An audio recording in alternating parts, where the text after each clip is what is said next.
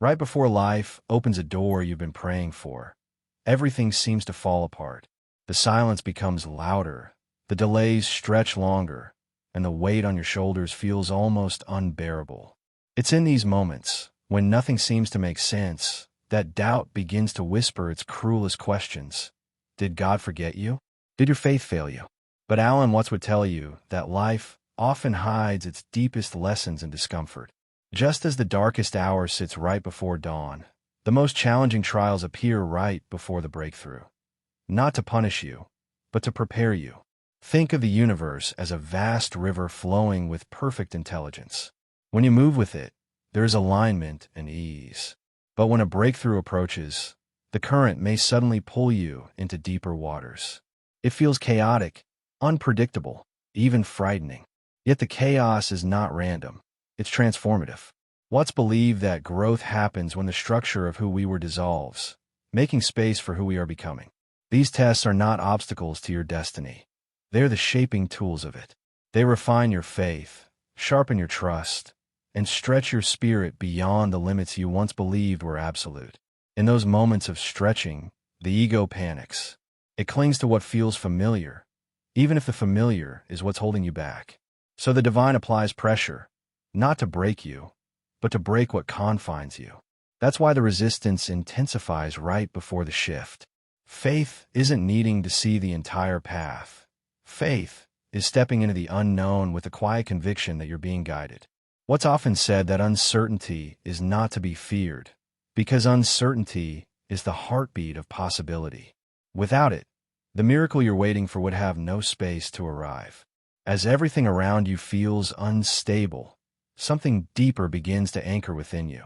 Your trust stops depending on visible results and starts relying on your inner knowing. You begin to understand that you cannot hold on to who you were and enter who you're meant to be at the same time. The test, then, is not about passing or failing. It's about surrendering. It's about releasing control long enough to let the divine rearrange your life with precision. Your faith becomes the bridge between what you cannot see and what is already unfolding behind the veil. So when the pressure rises, when the noise grows, when the silence seems endless, remember this.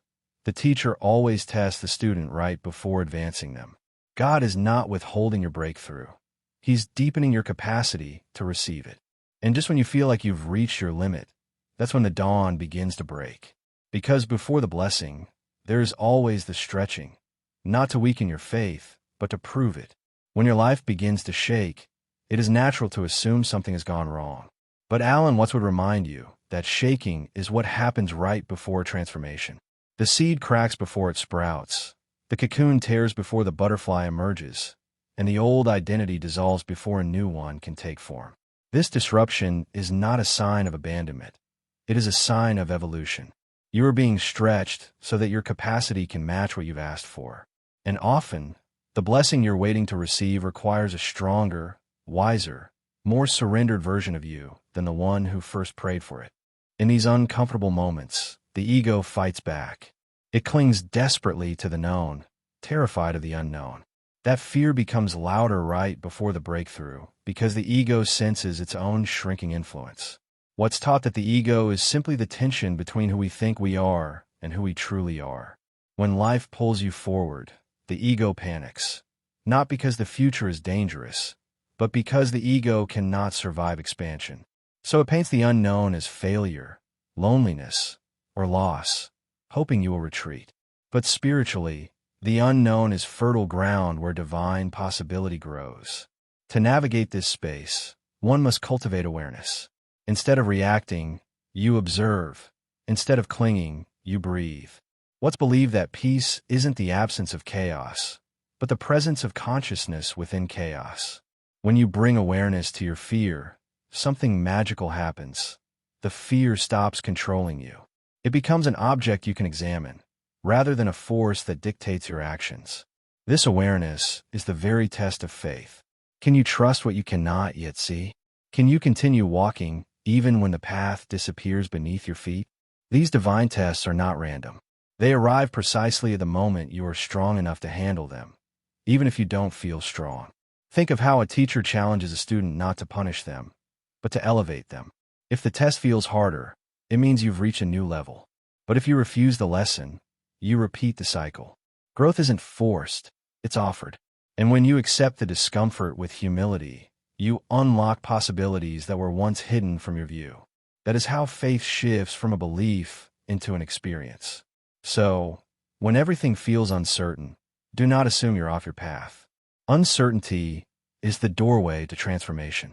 The very turbulence you fear may be the wind lifting you higher. God does not merely watch your journey. He designs the terrain to strengthen your steps. Before you step into the breakthrough, life will ask you a single question. Do you trust me? And how you respond, not with words, but with surrender, determines what unfolds next. As you enter the deeper layers of this spiritual test, you will notice something curious. The external silence grows thicker.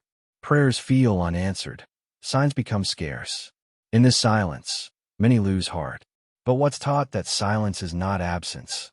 Silence is pregnant with meaning. It is in these quiet spaces that your inner voice becomes audible. Your old noise dissolves, and the whisper of intuition begins to guide you with new clarity. This silence forces you inward, not to isolate you, but to teach you how to listen beyond the noise of fear. During this phase, doubt becomes your loudest companion.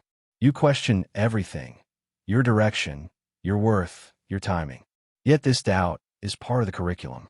Faith without doubt is merely comfort. Faith with doubt is transformation. What's believed that doubt is the shadow cast by deep truth. Wherever there is doubt, there is also the possibility of profound clarity. The test is not to eliminate doubt completely, but to act in spite of it. When you move forward with trembling hands and an uncertain heart, that is where true spiritual maturity begins to bloom. Interestingly, the breakthrough often hides behind the last wall of resistance. Life will place you in situations that seem unfairly heavy, not to crush you, but to reveal what still needs healing. The anger you buried, the fear you suppressed, the beliefs that kept you small, they surface, demanding to be seen. This surfacing is not regression, it's purification. Before God elevates you, He empties you of what cannot ascend with you. What's beautifully expressed that the ego must die before the self can awaken. And sometimes, those deaths feel like heartbreak, loss, or endings. Yet, as these layers fall away, you begin to meet yourself anew. You discover a strength you never acknowledged, a clarity you never accessed, a peace that doesn't depend on circumstances. This realization is the midpoint of the test, the point where you shift from external dependence to internal alignment. You stop bargaining with God and start trusting Him. You stop waiting for proof and start embodying faith. This new energy radiates differently, and life responds accordingly. Doors begin to shift, opportunities stir, and alignment quietly approaches. This is the hidden beauty of divine testing. It transforms you from someone who hopes for breakthrough into someone who is ready for breakthrough. You're no longer asking from lack. You are walking in preparation. And, ironically, the moment you stop demanding the blessing is often the moment you become worthy of receiving it. Because faith is not found in the arrival of the miracle. Faith is proven in the waiting before the miracle arrives. As you move deeper into this journey, the old patterns that once defined you begin to crack. You notice that what used to trigger you no longer holds the same power, and where fear once controlled you, clarity emerges. This is not accidental. Alan Watts believed that transformation is the shedding of illusion, the slow realization that the stories we tell ourselves are not who we truly are. Before the breakthrough, God will often expose those illusions. Relationships may shift, habits may fall apart, and identities you clung to may dissolve. It feels like loss, but it is actually space being made for the new. You are not being emptied to be abandoned. You are being emptied to be filled. In this sacred unraveling, life presents you with choices disguised as contradictions. One path is familiar but stagnant. The other is uncertain but alive. Many choose the familiar out of fear, but what's taught that stagnation is a slow form of death. The familiar may feel safe, but the breakthrough requires risk, the courage to step into territory where your ego has no guarantees. This is why God tests your faith here, to see if you can trust His guidance more than your comfort. Every great elevation demands a departure from what no longer serves you. You will also encounter subtle invitations to return to old patterns, temptations that appear innocent but carry the energy of regression. These are not coincidences. They are spiritual checkpoints. They reveal whether you have truly outgrown what once held you back. If you slip, life will repeat the lesson, not as punishment, but as teaching. What's emphasized is that the universe is a perfect mirror, reflecting back to you what still needs healing. Pay attention to what returns. Pay even closer attention to what no longer resonates. This phase of testing often triggers impatience. Your spirit feels ready for the breakthrough, but reality hasn't caught up yet. It's like standing at the edge of change, able to see the horizon, but unable to walk toward it fast enough. What would remind you here that impatience is simply the refusal to experience the present moment. The breakthrough is not just about what you receive, but about who you become while waiting. That becoming requires stillness, introspection, and trust, three qualities that cannot be rushed. And so, with each day of waiting, you are being shaped. With each challenge, your spirit is being forged. What feels like delay is actually alignment. What feels like silence is fertile preparation. You are not late. You are not forgotten. You are being sharpened so that when the breakthrough arrives, you can handle its weight with grace, not collapse under the pressure of answered prayers. At this stage, something subtle yet powerful begins to shift. Your relationship with discomfort changes. Instead of seeing it as an enemy, you recognize it as guidance. Alan Watts often compared pain to the ringing of a bell, a signal that something in your life needs attention. Before the breakthrough, God will highlight every area that is out of alignment, not to shame you, but to prepare you. The habits, mindsets, and attachments that once felt harmless suddenly become heavy. This is divine refinement. Spiritually, heaviness is often a sign that you are carrying what you were never meant to keep. During this sacred refinement, you may feel isolated. People drift away, conversations fade, familiar faces become distant. It can feel like abandonment, but Watts would say you are simply shedding layers of identity that no longer reflect your becoming. The loneliness you feel is not emptiness, it is spaciousness, a clearing, a room being prepared for new connections, new purpose, new resonance. You are being separated, not stranded. The breakthrough requires an elevated environment, and sometimes elevation means letting go. This depth of transformation also exposes your fears. Not the loud fears you've wrestled with before, but the quiet ones buried beneath. Fear of not being enough. Fear of being seen. Fear of failing after succeeding. God surfaces these fears right before the breakthrough because they cannot go with you where you're going. Watts believed that fear thrives in illusion.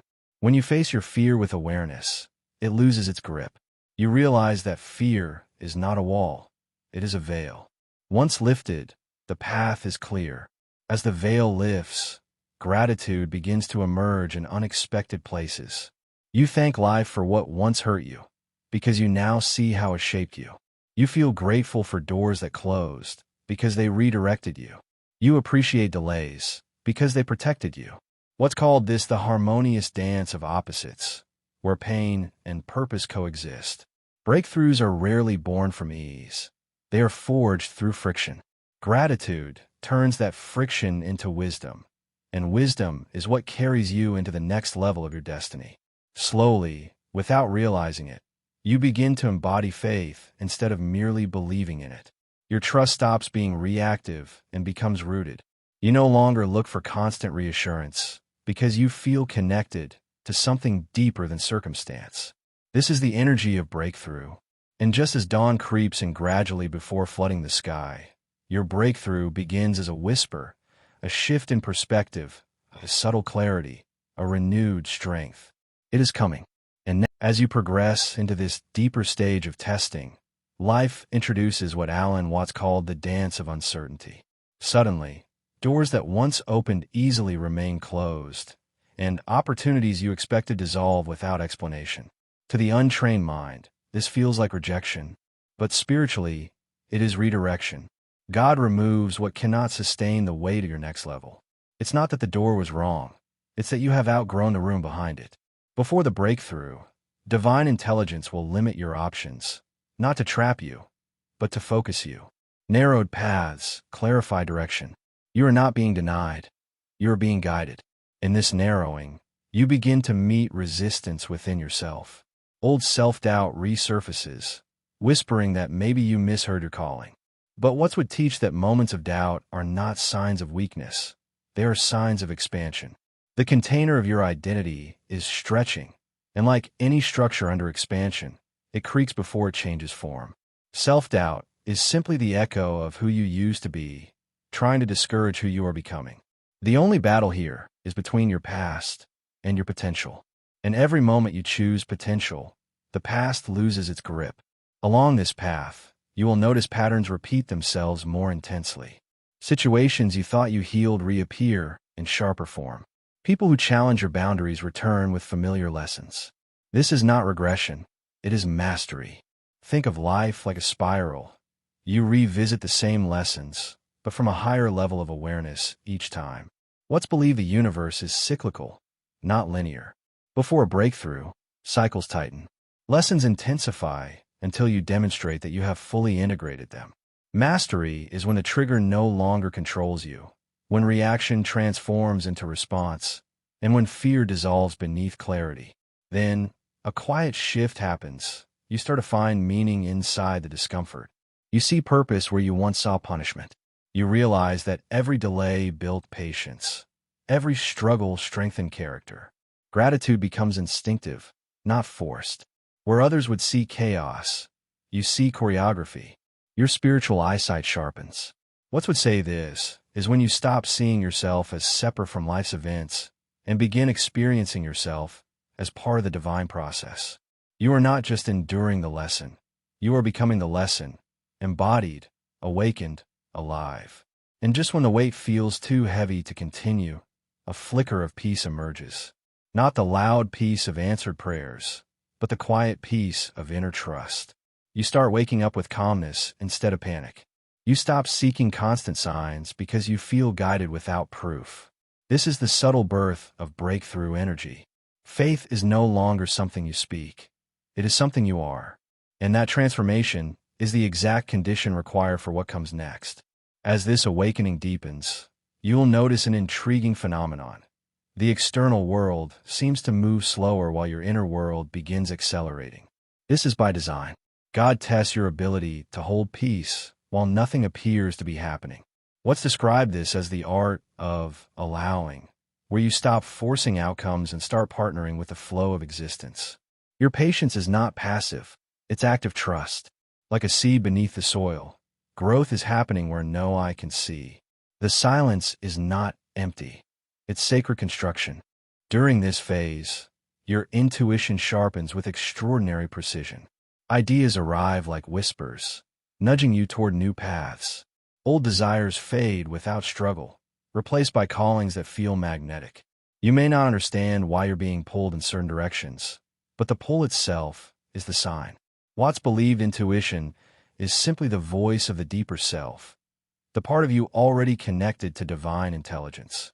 When a breakthrough approaches, intuition becomes louder than logic because logic only knows your past, while intuition sees your future. And then, something unexpected happens. Resistance from the outside intensifies. People may question your decisions. Circumstances may appear to regress. Obstacles rise not to block you, but to reveal your internal evolution.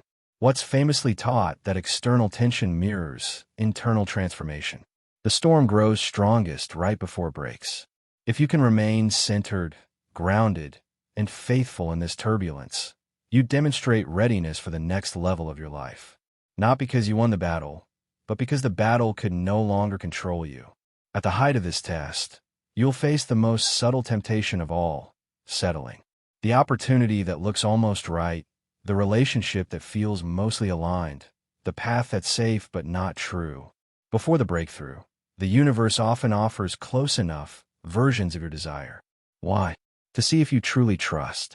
Watts would say that the illusion of choice becomes sharpest when the soul is near clarity. Taking the almost version delays destiny. Waiting for the aligned version demands faith. Your breakthrough does not come to those who settle. It arrives for those who surrender. Then comes the sign you've been waiting for, a shift in your internal landscape. Not dramatic, but undeniable. You no longer chase, you attract. You no longer beg, you believe. You no longer cling, you allow. Your nervous system relaxes. Your spirit expands. Your energy aligns. This is the spiritual equivalent of dawn. Before the light floods the sky, the horizon softens, barely perceptible, but deeply felt. And that softness is the whisper of God saying, hold on, you're almost there. As you approach the final stages of this spiritual test, you will encounter what Alan Watts referred to as the illusion of separation. It's that lingering belief that you are alone in your struggle, unseen in your suffering, and unheard in your prayers. In this space, loneliness feels sharper, and silence feels heavier. But spiritually, this is the moment when the divine draws closest, not through external signs, but through internal presence. Before the breakthrough, God quiets the world around you so you can finally hear the world within you. What once felt like abandonment becomes the birthplace of intimacy with the divine. In this deeply quiet space, the ego makes its last attempt to pull you backwards. It whispers the most convincing lies, that it's safer to shrink than expand, easier to return than evolve.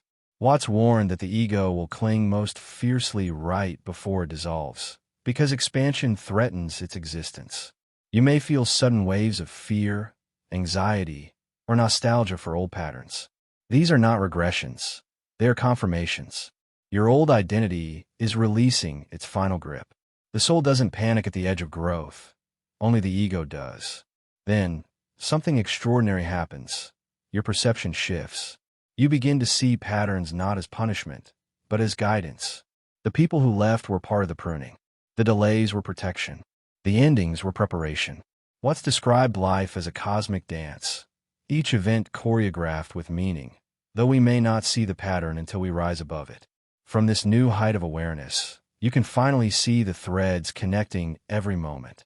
Everything that once confused you now fits into an elegant tapestry of purpose. As this clarity deepens, you become more comfortable with paradox, the coexistence of joy and uncertainty, peace and challenge, waiting and movement. Watts believed paradox was the true language of the universe. When you stop trying to resolve paradox and instead learn to hold it, emotional maturity blooms. You realize you can be uncertain and aligned, stretched and safe, challenged and chosen. This capacity, to hold opposing truths without collapsing, is often the final spiritual requirement before breakthrough. And in this surrendered state, faith becomes effortless. Not the loud faith that demands signs, but the quiet faith that rests in trust. You stop micromanaging outcomes. You stop negotiating with timing. You stop questioning your worthiness. Instead, you breathe. You observe. You open. And by doing so, you become aligned with the very frequency that calls your breakthrough into form. This alignment is not loud. It's subtle, sacred, and unmistakable. It is the calm before the miraculous. At this final threshold, you will experience what feels like the deepest stillness, a pause so profound it almost trembles with energy. This is not stagnation. It is spiritual suspension. Watts compared it to the silence between musical notes. Without it, the melody would lose meaning. Before the breakthrough, God slows your external world so your internal world can catch up. Your soul is being calibrated to the frequency of the blessing you are about to receive. If you force movement now, you would disrupt the alignment. So life gently holds you still. During this stillness, synchronicities begin to appear. You overhear conversations that answer your questions. Numbers repeat. Dreams feel significant. Ideas arrive out of nowhere. Watts believed synchronicity is simply the universe speaking in its native language, symbolism. These signs do not create the breakthrough. They confirm you are tuned to it. Pay attention. The universe is whispering direction through details. Then something small shifts, your desires refine. You no longer crave validation, rush results, or cling to outcomes. Instead, you feel drawn to authenticity, alignment, and peace. This shift is the proof that the test did its work. You evolve from someone waiting for the blessing into someone worthy of holding it. Alan Watts taught that breakthroughs require maturity, not momentum. When your spirit graduates, your reality must follow. At the very edge of this transformation, you'll face one last illusion: the urge to quit right before the finish. Your energy dips, your path fogs, and doubt asks if any of this mattered. But understand this clearly: this is not collapse. It is contraction before expansion. Every birth requires pressure. Every miracle requires tension. When you feel the urge to quit strongest, you're inches away from what you've been praying for. The final test is not strength. It is endurance. And then it happens, quietly, naturally, inevitably. The door that refused to budge opens effortlessly. The opportunity that once seemed impossible arrives without force. The clarity that eluded you becomes obvious. When God delivers breakthrough, it feels like breathing after holding your breath for too long. Nothing is rushed, nothing is forced. It all unfolds with elegant timing. And as Watts would say, you finally understand. The test was never about proving your worth. It was about becoming the version of you who could hold the blessing without losing your soul. Now, looking back on the journey through silence, resistance, and refinement, you can finally see the pattern hidden beneath the chaos.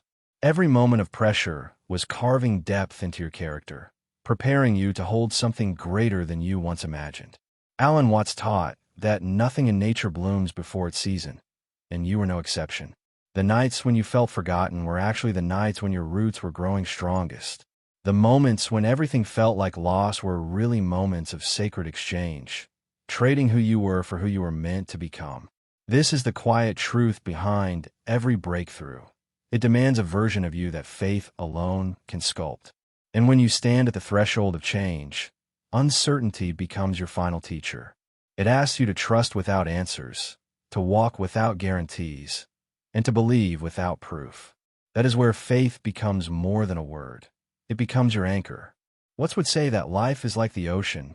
Waves will rise and fall, but the water remains. You, too, are more than the storms you've survived. You are the awareness behind the rise and fall, the stillness beneath the noise. When you realize this, fear loses its authority, and patience becomes a quiet form of wisdom. Your breakthrough was never delayed. It was maturing. As everything inside you aligns, you begin to notice how life responds differently. Doors that once resisted suddenly open with ease. Conversations shift. Opportunities surface. What once felt impossible becomes effortless. This is not coincidence. It is resonance. The universe always matches the vibration you embody, not the desperation you speak. And so, when your inner landscape transforms, the world around you rearranges accordingly. That is the sacred moment when the test ends and the promise begins. The same voice that once whispered, "Wait," now gently says, "Step forward." But the true victory is not the blessing itself. It is who you became to receive it. You learned how to be still without collapsing, how to doubt without quitting, how to trust without seeing. These are spiritual muscles forged only through pressure. Watts would remind you that enlightenment is not about escaping life, but about meeting it fully awake. And now, as you cross into a new chapter, carry this awareness with you. Breakthrough is less about arrival and more about realization. What changed wasn't fate, it was you. If this message reached a place in your heart you've struggled to put into words, take a deep breath and honor how far you've come. Let this be the reminder you return to when the next season tests your faith. And if this content brings you clarity, peace, or strength, consider subscribing, liking, and sharing your experience in the comments below. Your voice may become the sign someone else has been waiting for. After all, as life continues to unfold, we are not meant to walk this path alone. We wake each other up, one story at a time.